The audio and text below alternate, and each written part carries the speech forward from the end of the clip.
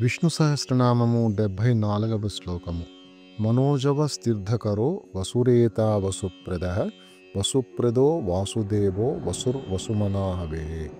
ఓం మనోజవాయ నమః. మనస్సు అతి చంచలమైనదిగా చెప్పుదురు. మనస్సు కంటే వేగముగా కదలువాడు పరమాత్మ. భక్తుల ఆర్తులను తీర్చుటకు ఆర్తత్రాణ పరాయణుడకు నారాయణుడు అతి వేగముగా భక్తులను సమీపించి వారి కష్టములను బాపును.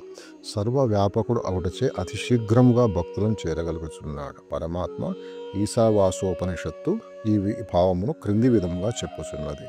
అనే జదేకం మనసో జవియోనైనందేవ అన్పువ పూర్వమర్ధాత్ తద్ధావ తోన్యాననేతి తిష్టతః పిన్నాపో మాతరిశ్వాదదాతి. అనగా అచలమైన ఆత్మ మనస్సు కంటే వేగముగా కదలును. దేవతలు సైతం పరమాత్మ కదలునంత వేగముగా కదలలేరు. కూర్చుని ఉండి అతివేగముగా పరిగెత్తగలరు.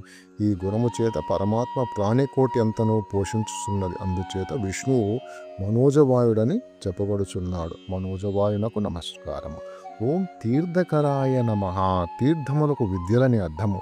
విద్యలను బోధించు గురువు అగుటచే పరమాత్మకు తీర్థకరుడు నామం కలిగినది. శాస్త్రాది విద్యలన్నిటికీ నారాయణుడే గ్రంథకర్త. సకల శాస్త్రములకు తంత్రములకు అనాది నుండి పరమాత్మ గురువని భావము. తీర్థకరునకు నమస్కారం. ఓం వసురేతసే నమః.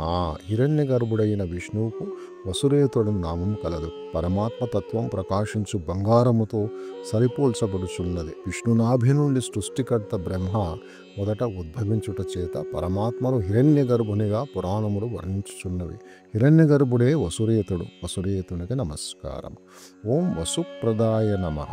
భౌతిక సంపదలను విరివిగా నిచ్చువాడగుడచే విష్ణువుకు వసుప్రదుడను నామం కలిగినది. మహాలక్ష్మితో కూడి ఉన్న విష్ణువు సకల సంపదలకు నిలయుడు. అందుచే విరివిగా సంపదలు నిచ్చువాడనే భావము. వసుప్రదునకు నమస్కారం. ఓం వసుప్రదాయ నమః. మోక్ష సంపదకు మించిన సంపద మరి ఒకటి లేదు. పూర్తిగా శరణాగతి చేసిన భక్తులకు మోక్షమునిచ్చుటచే వసుప్రదుడని తెలియబడుచున్నాడు. వసుప్రదుడైన విష్ణువుకు నమస్కారం. ఓం వాసుదేవాయ నమః. వసుదేవునికి కుమారునిగా జన్మించుట చేత విష్ణువుకు వాసుదేవుడు నామం కలిగినది.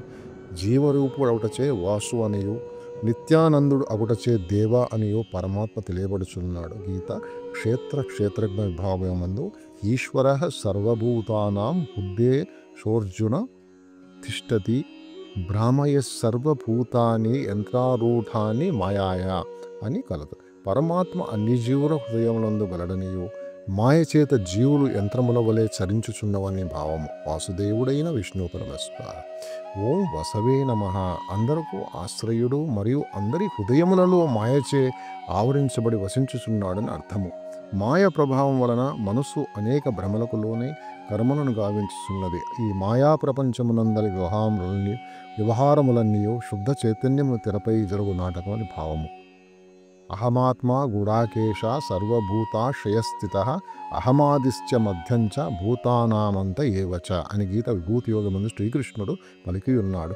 అన్ని జీవులు పరమాత్మ యందు పుట్టి పెరిగి నశించుచున్నవని భావము. అందుచే అన్ని జీవులకు పరమాత్మ ఆశ్రయుడగుచున్నాడు. వసుడైన విష్ణువుకు నమస్కారం.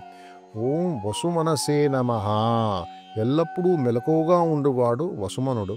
సర్వత్రా మెలకువగా నుండి పరమాత్మ అందరిని మంచి చెడులను విచారించుతున్నాడని భావము. వసుమనునకు నమస్కారం. ఓం హవిషే నమః. యజ్ఞయాగాదుల యందు సమర్పించు నివేదనలు హవిస్సు అని పేరు. హవిస్సు పరమాత్మ స్వరూపము. యజ్ఞకర్త యజ్ఞభోక్త కూడా పరమాత్మ స్వరూపమే.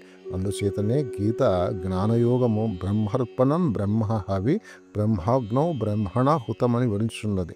పరమాత్మ స్వరూపముగా భావించబడు హవికి నమస్కారం. ఓం నమో భగవతే వాసుదేవాయ.